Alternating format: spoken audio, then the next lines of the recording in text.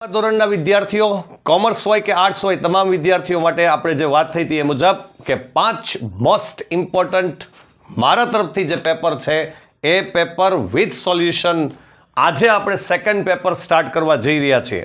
Pritesh sir English Junagadh YouTube channel મારી, તેની અંદર English paper solution, English assignment paper number 2 આ પેપર જોતું હોય તો તમારે મને વોટ્સએપ કરવાનો છે અને વોટ્સએપમાં હું તમને પીડીએફ સેન્ડ કરી દઈશ. ઓકે, સેક્શન એ આજે આપણે સ્ટાર્ટ કરીએ છીએ. Paper number 2 section A, write whether the following sentences are true or false. જેમાં Helen wants to depreciate the editors. પહેલું ટ્રુ ઓર ફોલ્સ છે કે Helen wants to depreciate the editors, યાને હેલનની એવી ઈચ્છા હતી કે તે ડેપ્રિશિએટ કરે એડિટર્સને. ડેપ્રિશિએટ કરે એટલે નાખુશ કરે એડિટર્સને. તો વાત ખોટી હતી.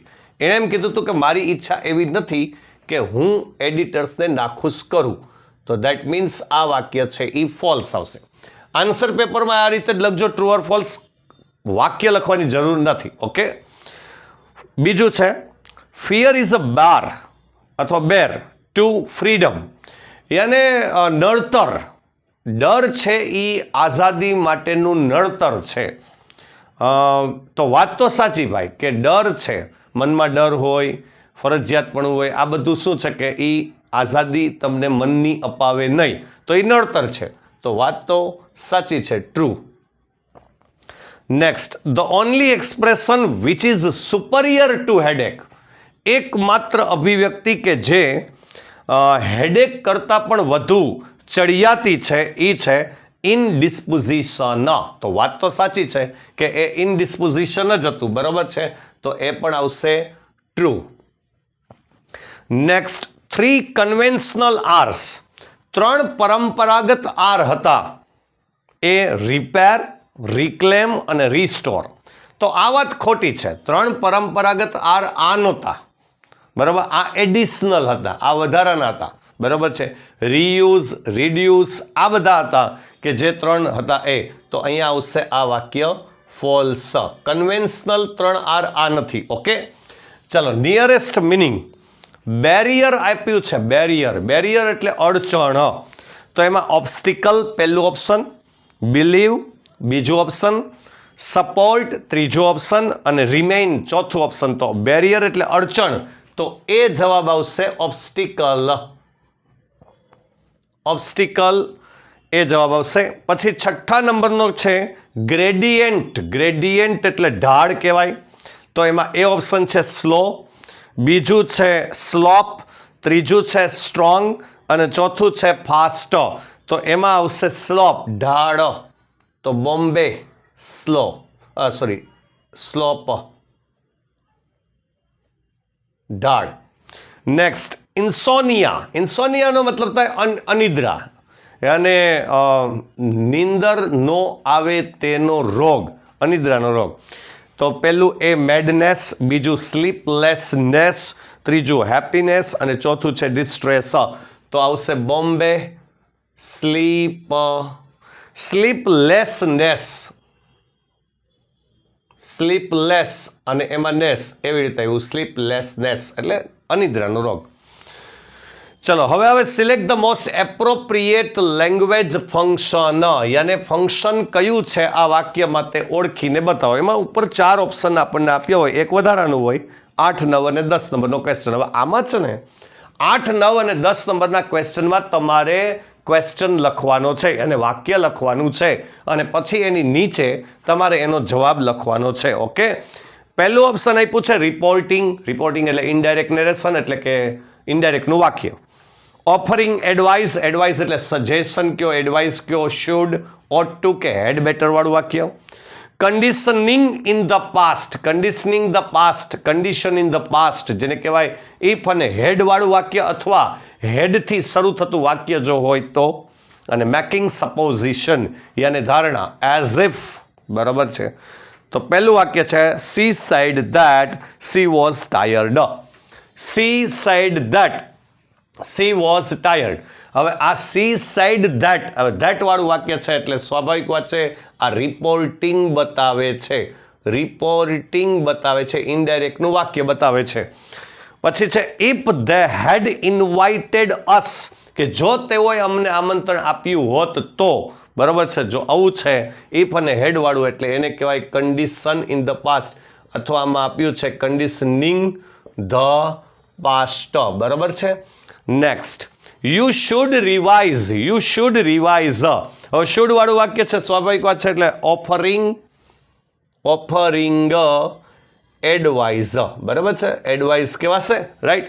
આ 10 નંબરનો ક્વેશ્ચન. એટલે આમાં તમારે સેન્ટેન્સ લખવાના, હું ફરી પાછો કહું, વાક્ય લખવાનું, બરાબર છે. આ ફરજિયાત આમાં હો, વાક્ય લખવાનું, રાઈટ. 8, 9 અને 10માં. હવે 11 થી 14 નંબરના ક્વેશ્ચનમાં select the most appropriate responses focusing on given function. એટલે આ ફંક્શન ઉપર આધારિત 4માંથી સિલેક્ટ કરવાનું. શું આવી?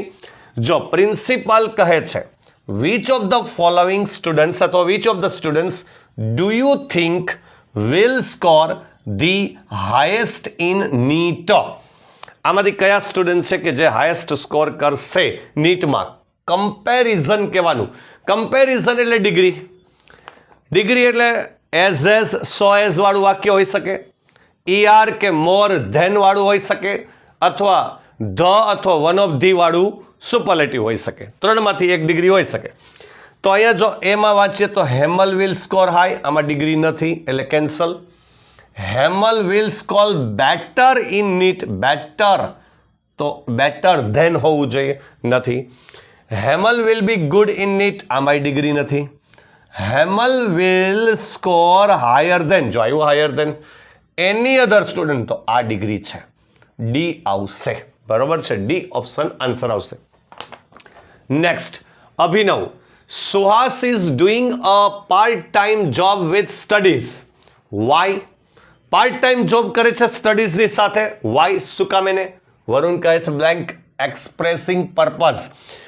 પર્પઝ યાને ઇન ઓર્ડર ટુ અથવા ખાલી ટુ કે જેની સાથે વર્બ 1 આવે. વિથ અ વ્યૂ ટુ વાળું વાક્ય હોઈ શકે કે જેની સાથે ક્રિયાપદનું ING વાળું રૂપ આવે.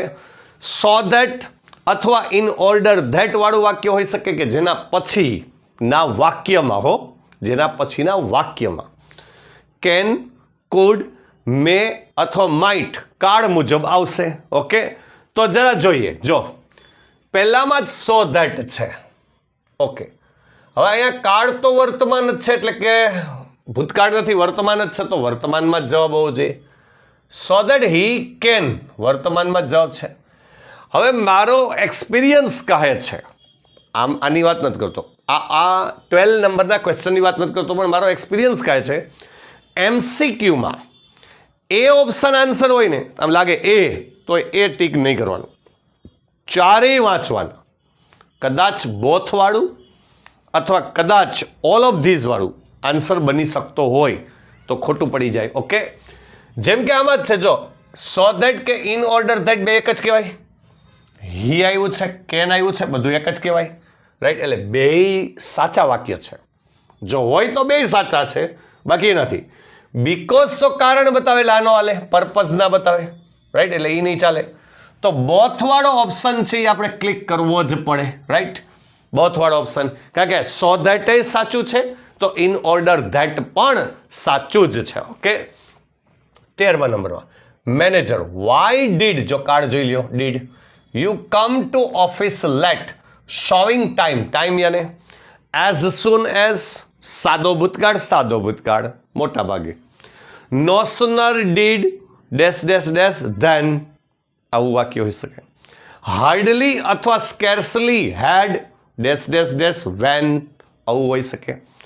બાકી તો ઘણા ટોપિક છે ભાઈ. જો till, until, before, after, since અને ફોર ચોક્કસ સમય અને સમયગાળો બતાવે એ. વેન, વાઇલ અને વેન એવર આ પણ સમય બતાવે. એટલે ઘણું છે. જેમ કે અહીંયા જ છે, જો no sooner did I start from home then it started raining. તો જો નો સુનર છે, ડીડ છે, V1 છે, ધેન છે, બધું સાચું છે. પણ ફરી પાછું આપણે હમણાં જ નિયમ કીધો, એ ઓપ્શનને જોઈને ટીક નહીં કરવાનું, વાંચી તો લેવાય જ ભાઈ.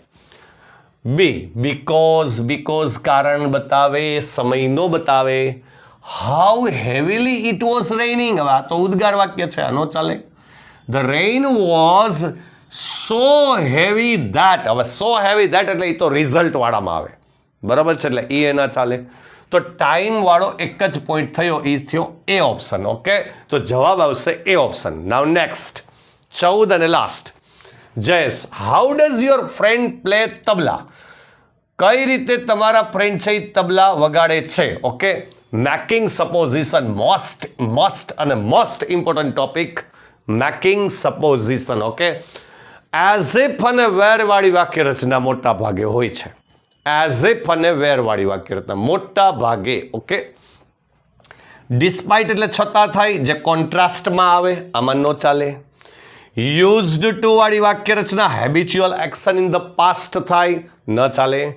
હી plays tabla as if he were Zakir Hussain. Yes, છે. ટોપિક ગોતો, ટોપિક, વાક્ય રચના ગોતો, ટોપિક ગોતો, રાઈટ. આ રીતે યાદ રાખો. Okay, he plays better than એટલે કમ્પેરિઝન ડિગ્રી આવે, ના ચાલે. યાને સી ઓપ્શન રાઈટ છે, સી ઓપ્શન રાઈટ છે. ઓકે, હવે આવે WH ક્વેશ્ચન. ચલો, WH ક્વેશ્ચન સેક્શન એ. જબરજસ્ત અંદાજા 18માંથી 18 આવવા જોઈએ, બરાબર. 18 આવવા જોઈએ. મેક્સિમમ શેર કરજો, બધા સ્ટુડન્ટને શેર કરજો. 12th સ્ટાન્ડર્ડના મોસ્ટ ઇમ્પોર્ટન્ટ પેપરની આ જે સિરીઝ શરૂ કરી છે, રાઈટ, તેમાં બીજું પેપર અત્યારે આપણે સોલ્વ કરી રહ્યા છે. જબરજસ્ત, અને એનું પ્લેલિસ્ટ જ છે. પહેલું પેપર જોવાનું બાકી હોય તો જોઈ લેજો, પ્લેલિસ્ટ જ છે એનું. Okay, now next, select the most appropriate questions to get the underlined word or phrase as their answers. Meena got angry at her son as he had forgotten to buy a cake for her. Underline क्या છે? તો કે Meena got angry at her son, આમાં નથી. As આમ તો he had forgotten to buy a cake for her. As he had forgotten, ત્યાંથી underline છે, કારણ કે તેણીના માટે કેક ખરીદતા ભૂલી ગયો હતો. આ અંડરલાઈન વાળો પાર્ટ છે, કારણ કે તે ભૂલી ગયો હતો. તો કારણ હોય તો વાયથી ક્વેશ્ચન આવે. બીજું, વાયથી ક્વેશ્ચન આમાં બે છે, એમાંય છે અને બીમાંય છે. તો સાહેબ કાર્ડ જોવો પડે. મીના ગોટ એંગ્રી, આ સાદો ભૂતકાળ છે, તો ડીડ વાળો ક્વેશ્ચન બને. હવે એમાં વાય વાળો પ્રશ્ન છે, એમાં ડીડ છે. બીમાં વાય વાળો પ્રશ્ન છે, એમાં ડીડ નથી, એમાં હેડ છે, ન ચાલે. ડીડ વાળો જ ક્વેશ્ચન બને, રાઈટ. એટલે એ ઓપ્શન જવાબ બનશે. આમાં આવી રીતે લખું, એ ઓપ્શન જવાબ, બરાબર. Why did Meena get angry at her son? Question mark.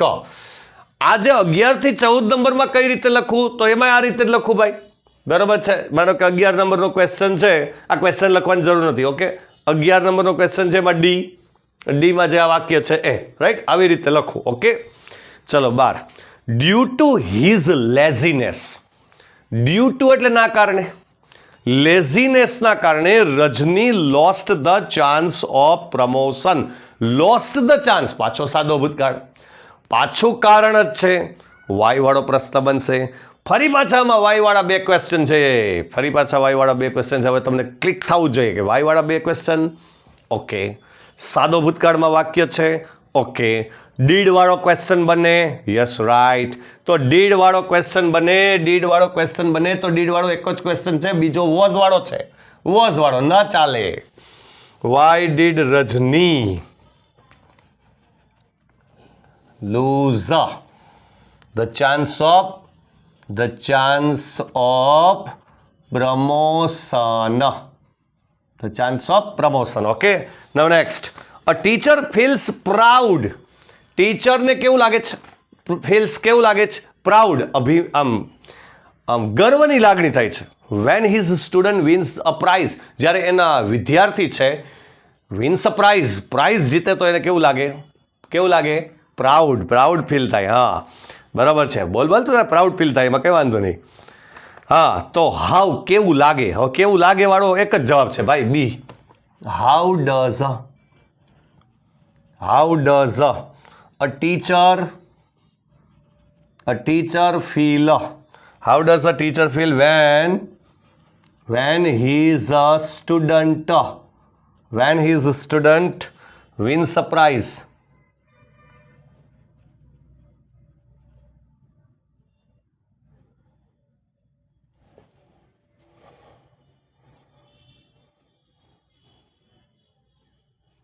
चलो नेक्स्ट हो गया. Rakesh gifted wrist watch. હવે રિસ્ટ વોચમાં અંડરલાઈન છે, ઓલામાં પ્રાઉડમાં અંડરલાઈન હતું એટલે આવતી આવ્યું. રિસ્ટ વોચમાં અંડરલાઈન છે, રિસ્ટ વોચ. તો શું ગિફ્ટેડ વોટ? તો વોટ વાળો ક્વેશ્ચન ભાઈ એક જ છે, એક જ હોય તો કોઈ ક્વેશ્ચન આવે જ નહીં. વોટ ડીડ રાકેશ, બીજું કોઈ વાક્ય રચના જોવાની જ ના આવે ને, કારણ કે એક જ ક્વેશ્ચન હોય તો કોઈ ક્વેશ્ચન થાય જ નહીં. ગિફ્ટ ટુ, આનો પૂરું આન્સર લખજો, મેં તો આમ કર્યું છે. ઓકે, આ એ વિભાગ અહીં કમ્પ્લીટ થાય છે. પેપર નંબર 2 પીડીએફ જોતી હોય સીધું વોટ્સઅપ કરજો, હું તમને પીડીએફ મોકલી દઈશ મોસ્ટ ઇમ્પોર્ટન્ટ પેપરની. ઓકે, જેમ સેક્શન એ આવ્યો છે એ જ રીતે section B, section C, section D સુધી આવશે. એ હું એમને બોલી જઈશ, શું એસે પૂછ્યો છે, શું ઈમેલ પૂછ્યો છે, રાઈટ, એ બધું. ઓકે, અને પીડીએફ મંગાવતા રહ્યો. ઓકે, અને વ્યવસ્થિત જોજો, right. Have a nice day, good bye, આવજો, ટાટા, સી યુ અગેન.